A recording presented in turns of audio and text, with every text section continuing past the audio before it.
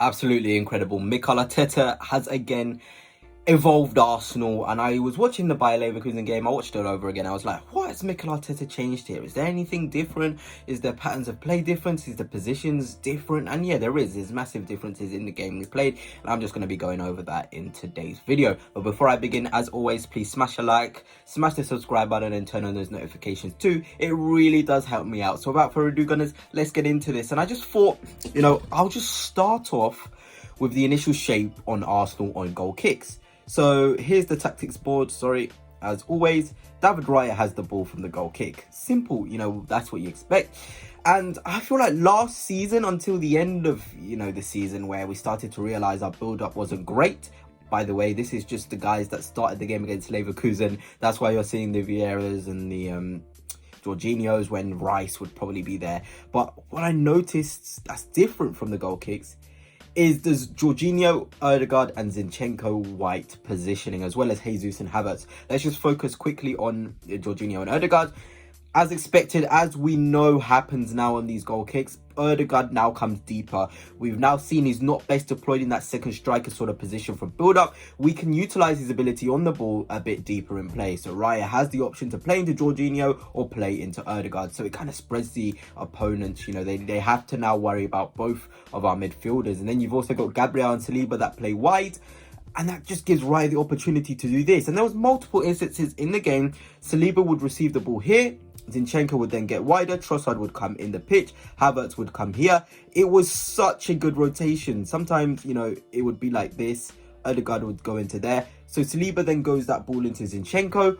And we're out of the press. And something which Arsenal have definitely changed this season is how they want to use the switch. We're switching the ball a lot more. I can already tell from the preseason games, from the game against Leverkusen, we want to switch the ball. Because I think last season we were one of the lowest ranked teams in terms of switches, and switches are so important. They add variety, add a lot of difference to your game. If you're able to switch the ball, you can really open up a team. So Saliba would receive that into Zinchenko in this position. Zinchenko could then drive into the midfield. Then it's this beautiful rotation. Havertz can come there.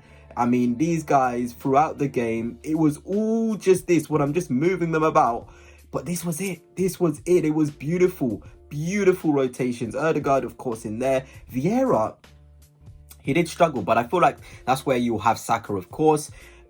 It allows Saka, or, of course, Vieira in the game, when Odegaard is a lot deeper, to come inside the pitch. Because this pitch, this little, kind of this zone here, is where Odegaard likes to operate, particularly at the beginning of the last season. Odegaard would often be in that Vieira position from build-up, really high up the pitch. In this area, Saka would then have to be a lot wider, Ben here, and then, of course, the centre defensive midfielder there.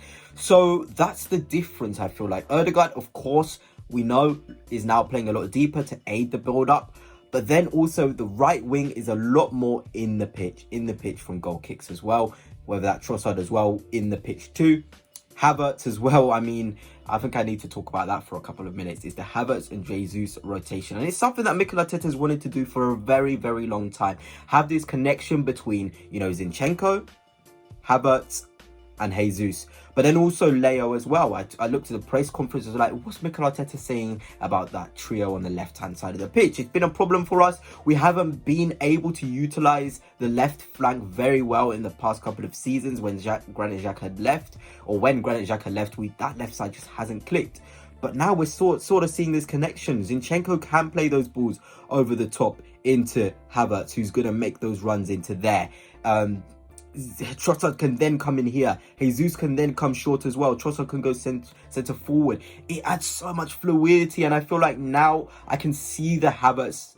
I wouldn't say he's a midfielder, but I can see the Havertz kind of deeper role experiment working now. Havertz is able to do the best thing he does, which is runs from deep, transitional runs, and he can really stretch the defense. I think now that is what we're going to see a lot more from Kai Havertz next season. His ability to run from deeper areas over, past the centre halves. And I'm going to be honest with you guys. This shape we saw again today against Bayer Leverkusen last week, isn't anything hugely different to how we played against Aston Villa. We were just a lot more clinical in this, in the attacking phases of play. We were scoring our goals, we were creating a lot more. There was a bit more of a connection there, and you can see what Mikel Arteta is trying to develop. He's a big person, he's a player, he's a manager who cares a lot about relationships. It's great to be really good at football, really talented, but what's your relationship with the other players on the pitch?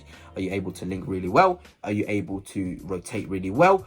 And if that rotation isn't there, Mikel Arteta isn't scared at all to just completely drop you. He wants the team to function rather than the individual to function. So I feel like now he's starting to see this left flank function with Havertz in the second striker role, Jesus as the centre forward, Trossard as the left wing, Zinchenko as the left back. We're going to have to see this a lot more next season. We're going to see a lot more next season. And we've got to be patient with it. We've seen Mikel Arteta do these experiments. Sometimes they don't work, sometimes they work. But this one I can see really helping against certain teams. I don't expect Mikel Arteta to do this shape, when we're playing the likes of Manchester City or Anfield. Absolutely not.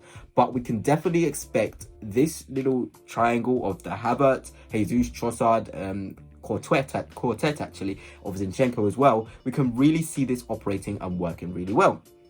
Let's now just move everyone higher up the pitch. I thought this was really interesting as well when we're in our build-up, how we are playing, how everybody is in position. Let's move everyone up there. Gabriel, Saliba, Raya as well. I thought Raya coming into the side was massive against Bayer Leverkusen. You can just see the golfing class in terms of on-the-ball ability with Raya compared to our other goalkeepers. And this is no disrespect to Karl Hein. I think he's a quality keeper, but you could tell there was this security, this ability and confidence in Raya to find passes. There would be often times where Saliba and Gabriel would spread wide. Raya, lovely dinked pass over the Leverkusen attackers like they aren't even there, and then we're on our way. It's just absolutely phenomenal. But yes, let's get into this sort of positioning against Bayer Leverkusen. Of course, Havertz was really a lot of the time in this little half space there. Trossard was in here. Zinchenko loved to find himself, of course, inverted in the pitch. Gabriel nice and high. White. Vieira he was just not really influential. I'm a massive fan of Vieira, but I really do feel like we're affecting his game when we're playing him out wide. He needs to be in central areas, or if he's going to play out wide, don't make him hug the touchline. He isn't the sort of player that you want to hug the touchline. He's much better in central areas where he can see the runs of Havertz back stick, see the runs of Jesus in central areas as well. That's where Vieira is best, and we just couldn't really do that against Bayer Leverkusen. But yeah, let's just look at the way we are here against Bayer Leverkusen. This was what we were seeing a lot of. Saliba in there. It's so congested. You can just see this is a nightmare. This is an absolute nightmare for anybody. White would go on the overlap as well. Saliba is wide centre back. Jorginho in there. Zinchenko there. Ødegaard there. And there was times, I'll be honest, in the game where Vieira and Ødegaard were stepping on each other, but obviously Saka's normally going to be there, and then you have that lovely trio on the right wing. But this was what we would see.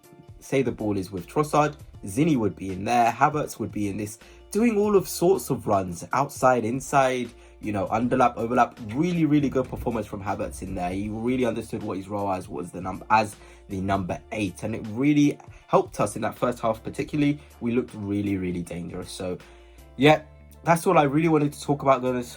How Mikel Arteta sees this Havertz, Zinchenko, Trossard and Jesus quartet working. I feel like it's going to be used a lot more next season, and I think it's a really nice evolution, and I think the more games they play together, the better we look. Havertz isn't a midfielder, he's a second striker. That's how he's playing. He's nowhere near the build up to be called a midfielder or number 8. He is a second striker. Jesus can then drop into that 8, half 10 sort of role, and we can look really, really good. But what's your thoughts on these little tweaks by Mikel Arteta? Do you feel like it's something that can really work next season against certain teams? I certainly think so. But until next time, Gunners, peace.